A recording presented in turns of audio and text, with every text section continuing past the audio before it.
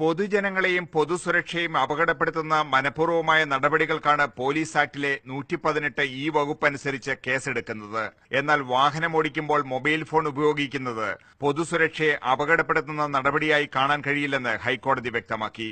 ഇത്തരത്തിൽ കേസെടുത്ത പോലീസ് നടപടിയെ ചോദ്യം ചെയ്ത് കാക്കനാട് സ്വദേശി അഡ്വക്കേറ്റ് MJ സന്തോഷ് നൽകിയ ഹർജിയിലാണ് ഡിവിഷൻ ബെഞ്ചിന്റെ വിധി. 118E അനുസരിച്ച് കേസ് രജിസ്റ്റർ ചെയ്താൽ പരമാവധി ശിക്ഷ 3 വർഷം ശിക്ഷയോ അല്ലെങ്കിൽ 10,000 രൂപ പിഴയാണ് ഈടാക്കുന്നത്. അപ്പോൾ കോടതിയിൽ സാധാരണ 5,000 രൂപയോ അല്ലെങ്കിൽ 3,000 രൂപയൊക്കെ 118E ചാർജ് ചെയ്യുന്നുണ്ട്.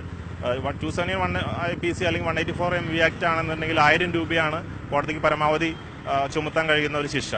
അതിനാലാണ് ഇപ്രകാരം പോലീസ് 118E പ്രകാരം കേസെടുക്കുന്നത്. അത് യഥാർത്ഥത്തിൽ നിയമത്തെ ഒരു ദുരുപയോഗം ചെയ്യലാണ്. മൊബൈലിലൂടെ ചില വിവരങ്ങൾ കേൾക്കുമ്പോൾ വാഹനമോടിക്കുന്ന വ്യക്തിയുടെ ശ്രദ്ധ മാറുമെന്നും അപകടത്തിന് കാരണമാകുമെന്നുമായിരുന്നു പോലീസിന്റെ വാദം. വാഹനത്തിലെ റേഡിയോയിൽ